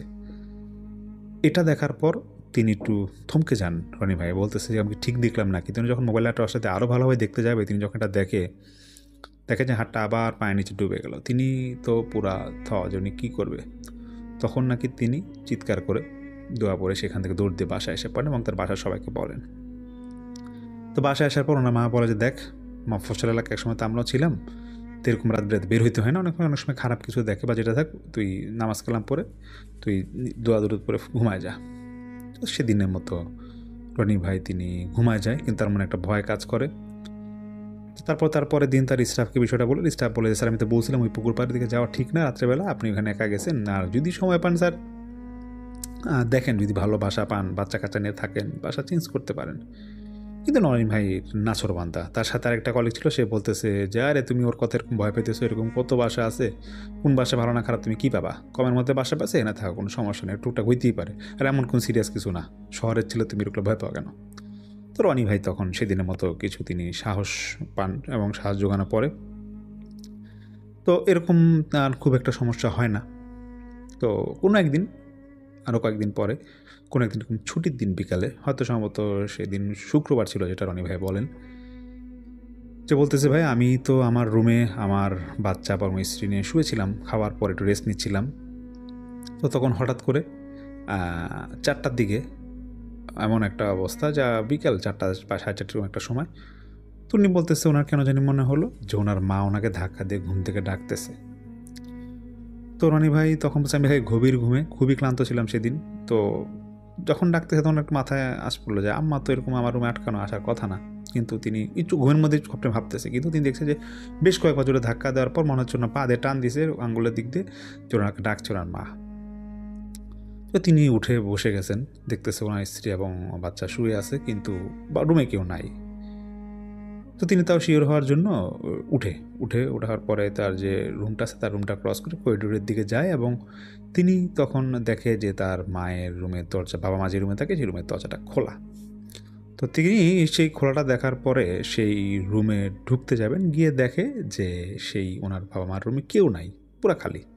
বিকেল টাইম, তিনি ভাবেন হয়তো বাবা মা আশেপাশে কোথাও হাঁটতে গেল কিনা বা কোথাও বের হয়েছে কিনা, কিন্তু বের হওয়ার তো কোনো বের হওয়ার তো কথা না। কিন্তু হঠাৎ তার নাকে আসে প্রচণ্ড বাজে নাকে একটা গন্ধ সেই রুমে, এবং এত বাজে গন্ধ যে সেই রনি ভাই বলে যে ভাই এটা ভাষায় প্রকাশ করার মতো না, আমার কাছে নাকে এত বাজে একটা ঘুমোট একটা গন্ধ লাগতেছিল।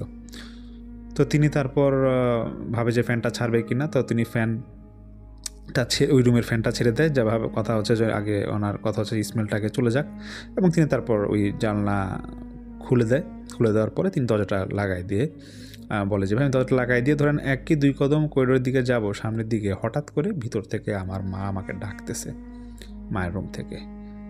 তা আমি তখন রুমের দরজাটা খুলি এবং খোলার পর দেখি যে মা খাটে শুয়ে আছে, বাবা পাশে নাই, কিন্তু মা আমাকে বলতেছে যে ফ্যান চালালি কেন, ফ্যান বন্ধ কর, আর এই জানলা আটকা। তো ভাই বললে যে তোমার তো দেখলাম তুমি রুমে নাই, তুমি রুমে আসলা কখন? ভাই মা বলতেছে বাবা এরকম কথা বলিস না, কথা না বলে তুই একটু আমার এই কাজটা করে দিতে জানাটা লাগে, মানে খুব একটু জিদের চোটে বলতেছে আর কি। তো এইটা বলার পর রনি ভাইয়ের একটু জিদ লাগে, বলতেছে তোমার সমস্যা কি মা, তোমার রুমে গন্ধ, আমি তোমাকে জানলা খুলে দিলাম, ফ্যান চালাই দিলাম। বলতেছে বাবা তুই যা, আর তোর বাবা মনে হয় ওই দেখ বাইরে আছে তোকে ডাকতেছে, যা তাড়াতাড়ি যা। তো রনি ভাই দরজাটা আবার আটকায় দিয়ে তিনি একটু বেশ আচমকা একটু চমকে যান যে কী সমস্যা, বুঝলাম না। মা তো ছিল না, মা কি ওয়াশরুমে গেলো, বাইর হলো ওয়াশরুম থেকে। তো ওনার মাথায় এটা আছে যে হয়তো রুমের মধ্যে একটা অ্যাটাচ বাথরুম আছে, সেখান থেকে হয়তো মা আবার এসে এই কথাটা ওনাকে বলছে, যে খাটে শুয়ে পড়ছে এই কথাটা ওনাকে বলছে। তো সঙ্গে সঙ্গেই তিনি দেখতেছে যে ওনাদের যে মেইন গেট সেখান থেকে জোরে জোরে ঠক ঠক ঠক আওয়াজ হতেছে। ওইখান থেকেও সেম ওনার মায়ের ভয়েস এবং ওনার বাবা মনে হচ্ছে গোংড়াচ্ছে, ব্যথা পেলে যেরকম গোংড়াচ্ছে। দরজা খুলতেই তিনি দেখে তার মা তার বাবাকে ধরে আছে এবং তার বাবা হাতে কোনো কারণে ব্যথা পাইছে। কোনো রকম ওদের সামনে ড্রয়িং রুমটায় নেওয়া হয় এবং তার মা তাকে বলে, তোর বাবা আর আমি গেছিলাম বাগানে গাছ লাগাইতে, তোর বাবা করছে কি যে আম গাছ না কোনো একটা গাছটা নিচে গেছে, ওখান থেকে ডাল ভেঙে পড়ছে, তোর বাবার হাতে পড়ছে, ব্যথা পাইছে অনেক, তুই তাড়াতাড়ি ফার্মেসিতে বা ডাক্তার কাছে নিয়ে যা, দেখ তোর বাবার কী হয়েছে, ছুলে গেছে এখানে। রনি ভাই তাড়াতাড়ি ওনার মায়ের রুমে গিয়ে দেখে রুম খালি এবং তিনি তার মাকে বলে যে মা এই বাসার সমস্যা, বাইর হও। উনি বলে যে ওনার স্ত্রী আমার বাচ্চাকে বলে তোমরা তাড়াতাড়ি ওই ঘুম থেকে জায়গায় বলে চলো আমরা বাইর হই। তখন ওনার মা বলতেছে বাবা এগুলো পরে কথা হবে, আমি আসি, টেনশন করার কিছু নাই, তুই আগে তোর বাবার কাছে নিয়ে যা। তো রনি ভাই তাড়াহুড়া করে তিনি তখন তার বাবাকে নিয়ে মেডিকেলে ডাক্তারে দেখায় আসে।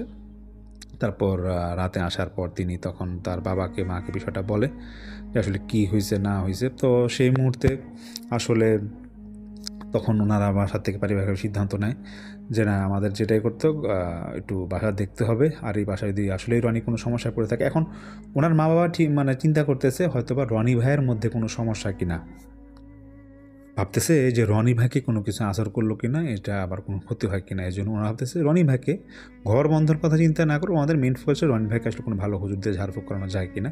এবং ওনারা মা বলে যে আমি দরকার হলে তোকে এখানে কোনো স্থানীয় কোনো ভালো হুজুর টুজুর থাকলে আমি তার থেকে তোকে তাবিজ বা পানি পানির ব্যবস্থা করব। তো এটা তো ছিল সেদিনের ঘটনা। ঠিক পরের রাতের ঘটনা যেটা রনি ভাই বলে, ঠিক পরের রাতের ঘটনাটা বলার আগে একটু বলে নিই যে দিনের বেলা নাকি রনি ভাইয়ের বাসা থেকে এরকম বাড়িওয়ালা বাসা যাওয়া হয়েছিল। বাড়িওয়ালাকে বলা হয় যে এরকম তো বাসায় সমস্যা হচ্ছে, কী করা যায়। তা বাড়িওয়ালা বলতেছে যে দেখেন আমি তো এগুলো বলতে পারবো না, আমার বাসাটা এরকম এক সময় এক ভাড়াটায় থেকে অনেক বছর তারা ছিল, কিন্তু প্রায় 5-6 বছর ছিল, ওরা তো এরকম কোনো সমস্যা ফেস করে নাই।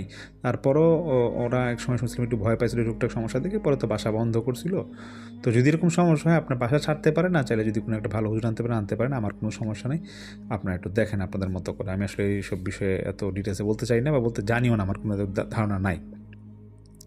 তো যাই হোক, সেদিন রাতের ঘটনা যেটা রনি ভাই বলে, তিনি রাতে ঘুমায় গেছিলেন এবং তিনি হঠাৎ করে ওনার কানে ভাসতেছে যে বাথরুম, ওনার যে অ্যাটাচ বাথরুম আছে যেখান থেকে টেপে পানি ছাড়ার আওয়াজ এরকম আসতেছে। তো তিনি এটা যখন কানে পাচ্ছে তো তিনি ঠিক করে যে উঠে বসে এবং তিনি ভাবছে এত রাতে পানি ছাড়লো কে, আর আব্বা আমার রুমে তো ওনারা থাকে, এখানে আবার কে আসলো।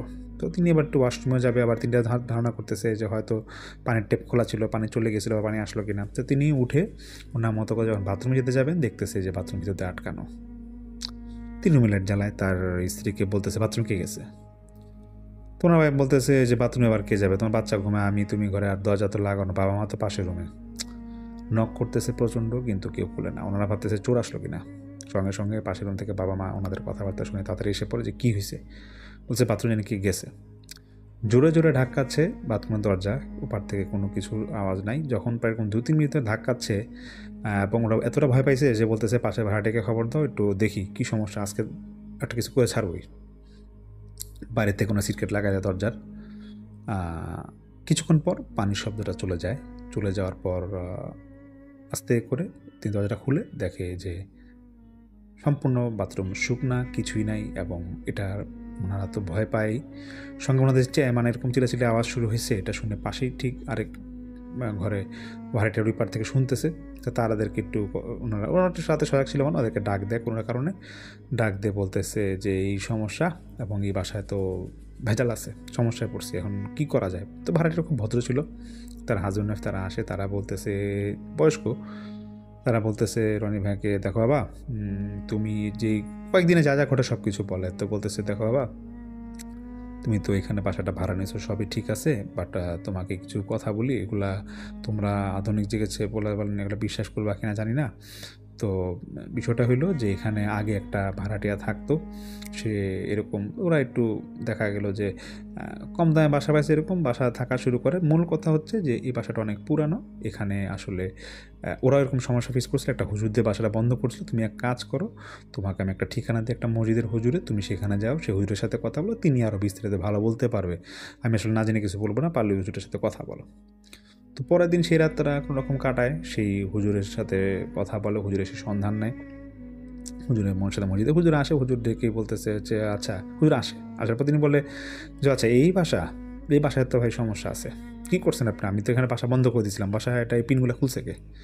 তো কথায় কথায় রনি ভাই তিনি সব কিছু বলেন এবং কী হয়েছে না হয়েছে সব বলে। তখন হুজুর বলতেছে যে দেখেন, এখানকার যে বাসার মালিক তিনি, এটা ওনার পৈতৃক নিবাস ছিল, ওনার একসময় এখানে থাকতেন ভাই বোনেরা সবাই মিলে, কিন্তু একটু বড় হওয়ার পর ওনার সব আলাদা হয়ে গেছে। তো এই বাসাটা ওনারা তালাবদ্ধ করে রাখছেন, বন্ধ করে রাখছেন প্রায় অনেক বছর, প্রায় 7-8 বছর কি 10 বছরের মতো। এখানে কেউ থাকতো না, ওদের মালপত্র জিনিসপত্র টুকটাক থাকতো। তারপর ওনার সিদ্ধান্ত নেয় যে এই বাসাটা ভাড়া দিবে। তো এটা কোনো রকম রিপেয়ার করে একটা ভাড়াটিয়াকে দেয়। তো ভাড়াটি এরকম আপনার সমস্যায় পড়ছিল, তো তারা এরকম কম দামে ভাড়া নেয়, সমস্যায় পড়ছিল। তখন আমি তাদের এখানে এসে বাসাটা বন্ধ করে দিয়েছিলাম, তারপরে আর কোনো সমস্যার মধ্যে পড়ে নাই। কিন্তু আমি যেটা দেখতেছি যে আপনার মনে হয় এখানে যে পারে আপনারা করছেন কিনা কী করে জানি না, বাট এরকম দেখতেছি বাসাটা বন্ধ করা ছিল। হুজুর বলতে যাচ্ছে যে ওই যে পিন দিয়ে কাগজ বানা ছিল সেগুলো কিন্তু এই হুজুরই বন্ধ করে দিয়ে গেছিলো, এবং তিনি বলতেছে যে এটা তো খুলে ফেলা হয়েছে। আর মূলত হচ্ছে এখানে জিনরা থাকে, কিছু অনেক বয়স্ক জিনরা থাকে এইখানে, পুকুর পাড়ে এখানে ওদের বাসা ছিল, একসময় স্থানীয় হয়ে গেছিলো ওরা এখানে। কিন্তু তারা এরকম স্থানীয় হয়ে যাওয়ার পর যখন মানুষের বসতি এখানে শুরু হয় তখন তারা তাদের উৎপাত করতো। এই জন্য হুজুর বন্ধ করে দেওয়ার পরও হুজুর বলে যে আমারও টুকটাক সমস্যা করছিল, বাট ওদেরকে আমি কোনো রকম সরাইছি এখান থেকে। কিন্তু আপনার যে কাজটা করছেন, এই জিনের পরিবার বা বংশ যারা আছে ওরা আবার এখানে আসছে এবং আপনাদেরকে নানাভাবে ভয় দেখাইতেছে, বিশেষ করে রনি সাহেবকে এরকম ভয় দেখাইতেছে দেখে এই সমস্যা হচ্ছে, যাতে আপনি এখান থেকে ছেড়ে দেন। আর আমি আপনাদের অনুরোধ করবো যে আপনাদের বাসাটা আমি বন্ধ করে দিচ্ছি, এটা কোনো সমস্যা নাই, এটা হয়তো সাময়িক বন্ধ করা হবে, তবে আপনাদের যেহেতু বাচ্চা আছে আমি আপনাদেরকে অনুরোধ করব যে আপনারা এখান থেকে আসলে চলে গেলেই আপনাদের জন্য ভালো হয়, নতুন বাসা খোঁজেন, আপনারা কী করবেন দেখেন। তো তখন এটা বলার পরে রনি ভাই বলে যে ঠিক আছে হুজুর, আপনার মতো বন্ধ করেন, আমি দ্রুত বাসা চেঞ্জ করব। তো ঠিক তার পরের দিনই হুজুর তার মতো বন্ধ করে দেয়। ঠিক তার পরের দিনই তারা সিদ্ধান্ত নেয় যে রনি ভাই তিনি আরেকটা ম্যাচ বা আপাতত কোথাও থাকবে, আপাতত ওনার ফ্যামিলিকে ঢাকা পাঠিয়ে দিবে, এবং তিনি সেটাই করেন। 1-2 দিনের মধ্যে ফ্যামিলিকে ঢাকা পাঠাতেন কয়েক মাসের জন্য, এবং তিনি আবার নতুন বাসা খুঁজে পরে ময়মনসিংহে আরেকটা জায়গায় তিনি তখন তার ফ্যামিলিকে আবার নিয়ে আসেন। তারপর থেকে ওনাদের সাথে আসলে খুব একটা সমস্যা হয় না। তো শ্রোতা বন্ধুরা, এটা ছিল রনি ভাইয়ের ঘটনা। জানি না আপনাদের কাছে কেমন লেগেছে, কোনো ভুল ত্রুটি থাকলে ক্ষমা সুন্দর দৃষ্টিতে দেখবেন। আমি যাচ্ছি আরেকটি ঘটনা, বা আজকে এপিসোডে আমার শেষ ঘটনায়। ঘটনাটি মে মাসে পাঠিয়েছেন আমাদেরকে এক ভাই, তার নাম হচ্ছে নাইফ ওয়াসিদ, তিনি খুলনায় থাকেন, এবং তিনি যেটা বলেছেন তিনি তার বন্ধুর থেকে এই ঘটনাটি সংগ্রহ করেছেন। ঘটনাটি খুব বেশি বড় না, বাট একটা ভয়ানক ঘটনা তিনি যেটা সংগ্রহ করেছেন তার বন্ধুর কাছ থেকে। তো ঘটনা ছিল এরকম যে একসময় বাংলাদেশের খুব নাম করা একটা মানসিক হাসপাতাল ছিল, সেটাতে একটা ঘটনা ঘটে, এবং সেটা হচ্ছে 2001 সালে 13 জুলাই রাতে এই ঘটনাটা ঘটে, যা হাসপাতাল ইতিহাসে বেশ ভয়ঙ্কর এক রাত ছিল। এবং তারপর থেকেই বেশ কিছু ইনসিডেন্ট ঘটে সেই হাসপাতালে, এবং হসপিটালের যে প্রশাসন ছিল তখন হসপিটালটা তখন বন্ধ করে দেয়। তিনি যেটা বলেন যে সেখানকার রুম নাম্বার ছিল রুম নাম্বার 13, এবং সেই রুমেই একটা ডাক্তার একটা রোগী নিয়ে একটা রহস্যের ঘটনা ঘটে, এবং বেশ কিছু ইনসিডেন্ট সেই মুহূর্তে ঘটে। তো সেখানে যে ইনসিডেন্টটা ঘটে সেইটা আবার বিভিন্ন নেটে ঘাটাঘাটি করে 4 জন তরুণী, ওরা ফ্রেন্ড ছিল, খুব ক্লোজ ফ্রেন্ড, ওরা সায়েম, অন্তরা, দিহান ও সুমি, তারা ঠিক করে যে তারা একটা ব্লগ বানাবে, সেই উদ্দেশ্যে সেখানে তারা ইউটিউবে ছাড়বে। তো সেই এলাকাটা সেখানে তারা যেতে চেয়েছিল, এবং তারা বেশ সাহসী ছিল।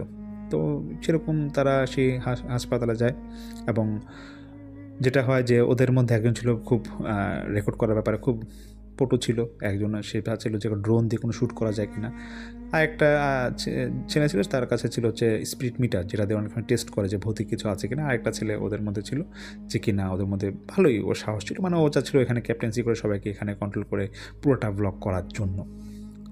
তো ওরা সেখানে ঢুকে তখন প্রায় দুপুরের দিকে, একটা হবে এরকম দিনে একটা এরকম সময় ঢুকে। তো ওরা যেটা বলে যে তারা হাসপাতালে সেখানে ঢোকার পর তো এটা পরিত্যক্ত ছিল, সঙ্গে সঙ্গে তো এটা বন্ধ হয়ে যায়। তো ওদের কাছে তখন সব কিছু ভৌতিক মনে হচ্ছিল। তোরা একের পর এক রুম ওরা যাচ্ছে, দেখছে যে দেয়ালে বিভিন্ন ধরনের লেখা, ছেঁড়া ফাইল, এবং তারা এগুলো অদ্ভুত রকমের মনে হচ্ছে যে তাদের কাছে তারা ফিল করছে যে এখানে কোনো হাড় গোড়ো আছে মানুষের, কিন্তু এটা একজন একজনকে বলছে, দেখো এগুলো আমাদের কাল্পনিক হতে পারে, আমরা আসলে এখানে কিছু শ্যুট করে চলে যাব, চলো। তো একটা দেয়ালে তাদের চোখ পড়ে, সেখানে একটা লেখা তাদের চোখ পড়ে। তারা যখন টর্চ দিয়ে দেখছে যে তোমরা এসেছো, এবার তোমাদের গল্পই আমরা লিখবো, এরকম লেখা। আসলে ঘটনাটা কিছু একটু আপনাদের বলি। 2001 সালের সেদিন 13ই জুলাই ছিল, যেটা বলা হয়েছিল।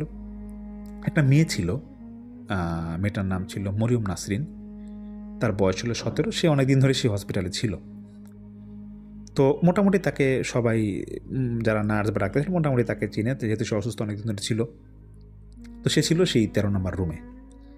ডক্টর শায়লা চৌধুরী তিনি ছিলেন ওই কক্ষে তার দায়িত্বে সেদিনের জন্য। তো তিনি, মেয়েটার মধ্যে কিছু অদ্ভুত রকমের কারিশমা ছিল। সে কী করতো, সে নাকি মানুষ দেখে অতীত বলে দিতে পারতো, তাদের গোপন অনেক কথা বলে দিতে পারতো এবং ভবিষ্যৎ নিয়েও কথা বলে দিতে পারতো, এবং সব নাকি অনেকের মাঝে এটা ঘটেছিল, ফলেছিল আর কি। তো এরকম যেদিন যে রাতে যে সে ডক্টর শায়লা তার কাছে যায় এবং গিয়ে বলতেছে যে তোমার এই ক্ষমতা তুমি কোত্থেকে পাইলা, তোমাকে তো আমি আজকে প্রথম দেখলাম, কোথা থেকে পাইলা, কীভাবে হইল? তো সেই মেয়েটা বলতেছে, আমি 13 তারিখ রাতে মারা যাব, আবার এই তারিখে আমার জন্ম হবে, আমি এই কক্ষেই থাকি এবং আজীবন থাকব। তো এটা সে রাতে বলার পর ডক্টর শায়লা বলে, মানসিক রোগী হয়তো বা সে এটাকে আসলে এভাবে তিনি তো আঁকা করেন না। তিনি তার সেই রুম থেকে এসে পড়ে এবং তার যাবতীয় যে মেডিসিন সে দিয়ে এসে পড়া হয়। ঠিক তিনি এসে কিছুক্ষণ পরেই সেই মরিয়ম মারা যায়। তো মারা যাওয়ার পরে তার কাছে বেশ বিষয়টা অদ্ভুত লাগে। তো তারপর তো সেই মরিয়মের রিলেটিভরা তাকে নিয়ে যায়, লাশ দাফন করে তাদের মধ্যে দিয়ে দেওয়া হয়। কিন্তু অদ্ভুত ঘটনা শুরু হয় তারপর থেকে। বেশ কিছু ইনসিডেন্ট বা বেশ কিছু মৃত্যু ঘটে সেই হসপিটালে, এবং যে রুমগুলোতে মৃত্যু ঘটে সেইটা আসলে এরকম ওদের হায়াত তো আল্লাহর কাছে, বাট ওরা হঠাৎ করেই মারা যায় আর কি। সেই রুমগুলো, যে পেশেন্টগুলো, হয়তো আমার কথা হচ্ছে যে সেটা 2-3টা রুমেই হতে পারে, সেই 2-1 দিনের মধ্যে বা 4-5 দিনের মধ্যে রোগী মারা যায়। কিন্তু আসলে মানসিক হসপিটালে কিন্তু রোগী এরকম আসলে মারা যাওয়ার কথা না, এটা ওই হসপিটালে ঘটে। তো প্রত্যেকেই নাকি, বিশেষ করে ডাক্তাররা যেটা ঘটে বা নার্স যেটা ঘটে, তারা নাকি এরকম দেখেছে যে যেই রুমেই, যে 2টা রুম বা 3টা রুমে এরকম রোগী মারা গেছে, সেখান থেকে মরিয়মের মতো একটা অবয়ব তারা দেখেছে সেখানে। তো এটা যখন ইনসিডেন্ট ঘটতো, চারপাশে হসপিটালে ছড়া যায় যে মরিয়মের আত্মা এখানে ঘুরছে, এবং একটা আতঙ্ক ছড়িয়ে যায় হসপিটালে, এবং টানা এরকম 3-4 দিন নাকি এরকম লোক মারা গিয়েছিল। তো তারপরে সেটা ঘটার পরে হসপিটালটা একটা সময় কোনো একটা কারণে বন্ধ করে দেওয়া হোক। যা হোক, এখন এটা নিয়ে তো লাইভ করছে বা লাইভ করার একটা প্ল্যান করেছে তারা, 4 বন্ধুরা তো এখানে গিয়েছে, এই ঘটনা উদ্দেশ্য করে গিয়েছে। তো সেখানে 13 নম্বর রুমের কাছে যেতেই নাকি তারা একটা মেইলি ভয়েস শুনে, মেইলি ভয়েসে তাদেরকে নানাভাবে হুমকি দেওয়া হয়। এবং এটা ঘটার পর ওরা শুনতে পর নিজের মধ্যে নাকি ওরা মানে অনেকটা, কী বলা যায়, মানে 4 জনের মধ্যে কেউ হাসছে, কেউ কাঁদছে, ওদের মধ্যে আর কোনো সেন্স কাজ করছিল না। এদের মধ্যে একজনের ভালোই সেন্স কাজ করছে, সে কিন্তু বুঝতেছে যে তো হয়তো 3 জনকে কোনো কিছু অ্যাটাক করছে। তো সে যে তারা যে বের হবে বা ওই ছেলেটা যে ওদেরকে বাকি 3 জন বন্ধুকে নিয়ে বের হবে, সেটা নাকি তারা পারতেছিল না। প্রায় 1 দিন পর তাদের হদিস পাওয়া যায়। তাদের আত্মীয় স্বজন কোনো একটা কারণে তারা যখন শুনছে, যে তারা শুনেছিল, তাদের বন্ধুরা জানতো যারা এখানে এসেছে, তো সেই মাধ্যমে তারা প্রশাসন বাজেটের মাধ্যমে তাদেরকে সেখান থেকে তাদেরকে উদ্ধার করা হয়, এবং তারা সবাই সুস্থই ছিল, কিন্তু তারা আতঙ্কে ছিল। তাদেরকে যখন রুম থেকে উদ্ধার করে, তাদের মধ্যে একটা ভয় কাজ করতো এবং শরীর কাঁপুনি ছিল। কিন্তু তারা একদিন না খেয়ে কী হয়েছিল কেউ আজ পর্যন্ত জানে না। এবং সেখান থেকে যারা বেঁচে ফিরেছিল তারা এটা কিন্তু বলেছে এই ঘটনা কী, তাদের সাথে ইনসিডেন্ট হয়েছে, তারা কেন গিয়েছিল। তারপর থেকে তাদের এটা নিয়ে তারা আর গবেষণা করেননি, এবং এটা নিয়ে পরে আর কোনো ব্লগও হয়নি, কোনো ডকুমেন্টারি তারা হয়তো বানাতে ছিল, সেটাও হয়নি। তো শ্রোতা বন্ধুরা, এটাই ছিল ঘটনা, আজকের এপিসোডে আমার শেষ ঘটনা। তো আশা করি আপনাদের ঘটনাগুলো বেশ ভালো লেগেছে এবং আমার কাছে বেশ আনকমন লেগেছে। ঘটনায় কোনো ভুল ত্রুটি থাকলে অবশ্যই ক্ষমা করবেন।